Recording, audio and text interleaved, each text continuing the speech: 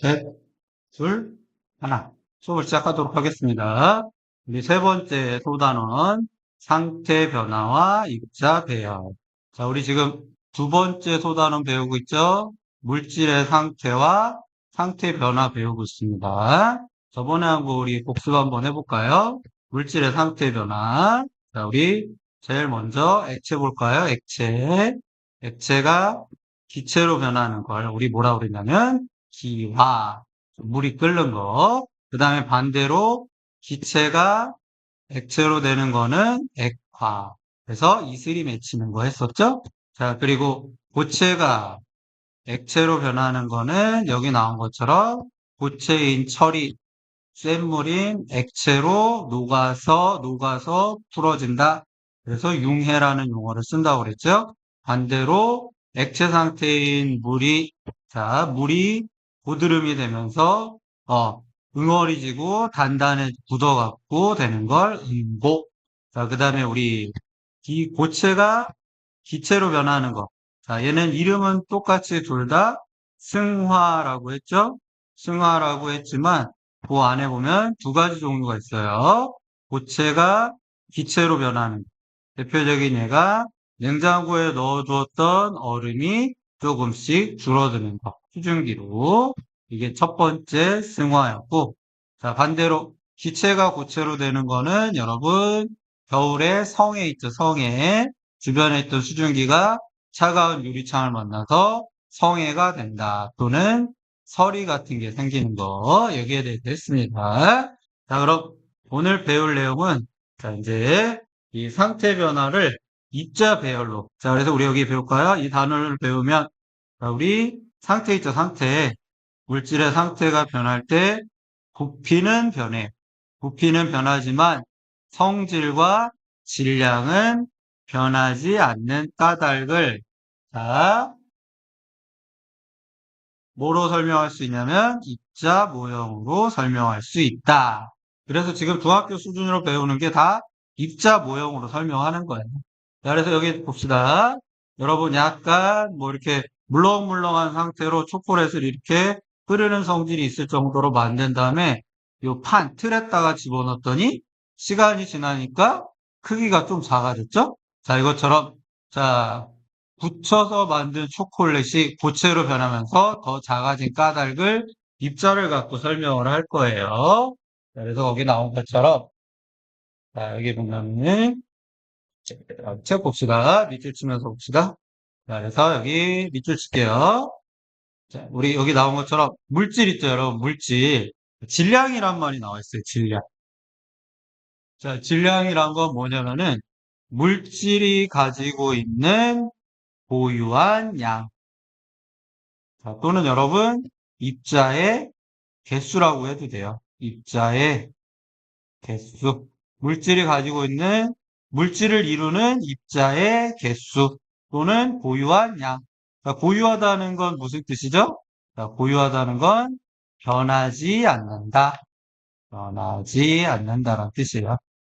자, 그래서 질량은 물질의 고유한 양이기 때문에 자, 변하지 않아요. 자, 그러면 이제 실제 탐구를 통해서 상태가 변할 때 질량, 물질의 고유한 양과 차지하는 공간의 크기가 어떻게 되는지 실제 한번 영상을 한번 보도록 할게요. 실험 영상을 간단하니까.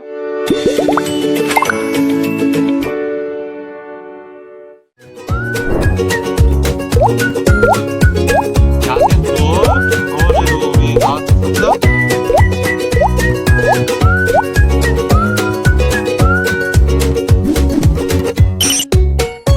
아세토는 여러분 휘발성 물질이라 꼭 환기 그리고 눈, 피부 조심해야 돼요. 자, 일단 아세토는 여기 지퍼백 같은 한약봉지 같은 데 집어넣죠? 집어넣고 얘를 꽉 눌러요. 꽉 눌러서 안에 부피를 최대한 줄여갖고 밀폐했죠? 자, 그리고 여기다 집어넣죠. 자, 얘는 자, 감압 장치예요. 감압, 압력을 줄여주는 장치예요. 이 펌프질을 하면 여기 안에 있던 공기 입자들이 밖으로 빠져나와요. 공기 입자들이 빠져나오면 공기 입자들이 이 지퍼팩에 부딪히는 충돌 횟수가 줄어들기 때문에 이 안에 내부에 압력이 줄어든다. 그래서 감압 장치는 압력을 감소하는 장치예요. 안에 공기를 빼내서 좀 꽉꽉해지고 질량 227.3g 나왔죠. 227.3g 처음에 액체 상태일 때 이제 뜨거운 물에 넣어요. 그러면은 증발이 더 빨리 일어나겠죠. 기화가 훨씬 빨리 일어나죠. 꽉꽉해졌어요. 안에 아세톤이 다 기화돼가지고 꽉꽉해졌죠. 자, 여기 물기를 왜 닦을까요? 네, 물기가 있으면은 이 물기가 질량에 영향을 미치기 때문에 얘가 상태 변한 후 질량이 변했다고 또 착각을 할 수 있기 때문에 물기를 깨끗이 닦아내줘야 돼요. 그리고 질량을 재보면 자, 어떻게 나올까요? 아까보다 적게 나올 것 같지 않아요? 왜냐하면 기체로 변했으니까. 자, 한번 볼까요? 자, 아까랑 똑같아. 상태가 변해도 이렇게 장치에 집어넣으면은 질량이 똑같아. 솔직히 저도 이거 기체로 됐으니까 얘가 가벼워서 떠다니니까 질량이 줄지 않을까 그렇게 생각을 했는데 이렇게 감압 장치에 넣으면은 질량이 그대로 유지돼요.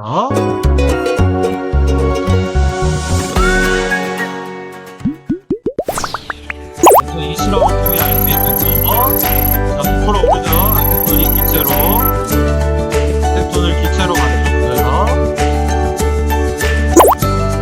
그 다음에 질량을 측정해 봤더니 액체일 때나 기체일 때나 질량이 크게 똑같다는 걸 알 수 있죠? 질량 변화가 없다는 걸. 됐습니까? 자, 그 다음에 계속 밑으로 가봅시다. 자, 밑으로 가면은, 여기, 우리 아까 실험한 거 보면은, 자, 약간 그려볼까요? 자, 실험한 거 보면 처음에 227.3이었죠? 근데 역시 227.3. 질량이 변하지 않는다. 자, 그리고, 자, 우리 수업 시간에 이거 그려봅시다. 얘가 처음일 때 아세톤 입자가, 자, 현재는 액체 상태로 있겠죠? 액체 상태로 있다가, 나중에 기화돼 갖고 기체 상태로 변하죠? 자, 이때 이 입자들이 어떻게 있는지, 요 입자 개수랑 개수가 똑같아요. 여기 개수랑 개수 같게 여러분이 실제 한번 그려보세요. 시간은 한 1분 정도 주겠습니다. 그리고 여기 뭐 다른 실험, 비누로 갖고 실험을 하는 것도 있어요. 비누를 녹였다가 다시 굳었다 하면서 질량과 부피가 어떻게 되는지. 자, 그러면 이제 물질의 상태가 변했죠, 지금? 액체에서 기체로 변했죠? 이때 입자 배열은 어떻게 되는지. 자, 우리 그림으로 보는 게 제일 좋아요. 뭐 예를 들어서 여기 그림으로 보면은 자, 고체가 있어요, 고체. 자, 여기 보면은 요렇게 한 단, 요렇게 한 단, 요렇게 한 단 있으니까 27개의 입자가 있어요. 자, 근데 고체 상태가 액체로 변했어요. 액체. 자, 액체로 변했더니 어떻게 됐어요? 융해가 일어났더니 자, 융해가 일어나면 부피가 증가한다는 걸 알 수 있죠? 차지하고 있는 공간이 늘어나기 때문에 부피가 증가해. 자, 그리고 액체가 기체로 변했어요. 역시 여기도 부피가 어떻게 증가하냐면 아주 크게 증가해요. 크게 증가. 액체가 고체가 액체로 변할 때는 그렇게 많이 증가하지 않는데 액체가 기체로 변할 때는 엄청난 양이 증가하고 그 다음에 만약에 승화성 물질인 드라이 아이스 같은 거 있죠? 드라이 아이스 같은 거는 한 번에 승화되면은 부피 증가가 가장 크겠죠? 부피 증가가 부피 증가가 가장 크다. 자, 그러니까 고체가 여기 나와 있는 고체 있죠? 고체가 기체로 변할 때가 부피 변화가 가장 커요. 자, 이번에 반대로 기체 있죠? 기체 여기 있는 기체. 자, 실제로는 이거보다 훨씬 더 큰데 그냥 일부만 그린 거예요. 자, 기체를 자, 냉각시키면은 우리 색깔을 파란색으로 그려볼까요? 자, 냉각시키는 거니까. 자, 기체를 냉각시키면은, 자, 액체로 되면서 액화가 되겠죠? 당연히 이때도 부피가, 자, 감소해요. 자, 근데 이제 부피 크게 감소하겠죠? 크게 감소하고, 그리고 다시 액체에서 고체로 응고가 일어나도 역시 부피가 감소해요. 자, 근데 뭐 크게 감소하지는 않죠? 자, 얘도 똑같이 기체가 바로 그냥 승화돼 갖고 고체로 변할 때가 바로 부피가 어떻게 되냐면은 가장 크게 감소라고 쓰면 되겠죠? 크게 줄어든다. 줄어든다. 뭐 감소란 말하고 똑같죠? 줄어든다. 이 사실을 알 수 있어. 자, 근데 여러분 재밌는 게 있어요. 여러분 물 있죠? 물. 자, 물 같은 거는 여기 보세요. 자, 이렇게 물을 채워놓고 시간이 지나면 얼음이 부풀어 오르죠? 그래서 여러분 아마 그런 경험 있을 거예요. 페트병이나 여러분 플라스틱 병에다가 어렸을 때 물을 꽉 채워놓고 뭐 얼음 같은 얼음병이다. 물을 꽉 채워놓고 뚜껑을 꽉 닫아놨다. 자, 그럼 어떤 현상이 일어나냐면 원래 물은 액체죠, 액체. 물은 액체인데 액체가 고체로 변하면은 당연히 어떻게 되냐면은 부피가 감소해야 돼요. 감가라고 썼네요. 자, 이거 감가가 아니라 감소가 해야 돼. 자, 근데 오히려 얘는 어떻게 됐어요? 부피가 증가했어. 얼음만 딱 이런 현상이 일어나. 아까 우리 여기 그림에서, 자, 뭐 예를 들어서 이 액체 상태라고 치자. 액체같이 말랑말랑한 초콜릿을 틀에다 부어서 고체로 바꿨더니 요렇게 사이즈가 좀 줄어들었죠? 자, 근데 반대로, 자, 물을 이런 식으로 요렇게 판에다가 집어넣어서 얼음이 되면은 부피가 커져서 위쪽으로 오히려 튀어나온다. 자, 왜 이런 현상이 일어나냐면 전에도 한번 얘기했던 것 같은데 물 입자는 아주 여러분 독특한 성질이 있어요. 자, 다른 것들은 이렇게 입자들이 이렇게 규칙적으로 이렇게 오밀조밀하게 딱딱 달라붙어 있죠? 자, 근데 여러분 물 같은 경우는 좀 달라요. 물은 어떻게 해서 이렇게 고체가 되냐면 이렇게 돼갖고 하나, 둘, 셋, 넷, 다섯, 여섯. 자, 그래서 무슨 모양을 이루냐면은, 자, 육각형 모양을 이루어요. 이 옆에도 역시 똑같이 하나, 둘, 셋, 넷. 그래서 이렇게 육각형 모양을 또 이뤄요. 얘도 이렇게 여기 들어와서 육각형 모양을 이루고, 얘도 육각형 모양을 이루고, 얘도 육각형 모양을 이루고, 얘도 이렇게 육각형 모양을 이루면서 입자들이 이렇게 붙어 있어요. 자, 그러면은 아까랑 다른 게 뭐죠? 자, 아까 이 경우에는, 자, 이 경우. 그러니까 우리 뭐냐면은, 자, 일반적인 경우, 다른 색으로 써봅시다. 여기와 같은 좀 두껍게 그려볼까요? 자, 이런 일반적인 경우, 자, 액체가 고체로 이렇게 변하는 일반적인 경우에는 어떻게 되냐면은, 아까 얘기한 대로 부피가 감소한다고 그랬죠?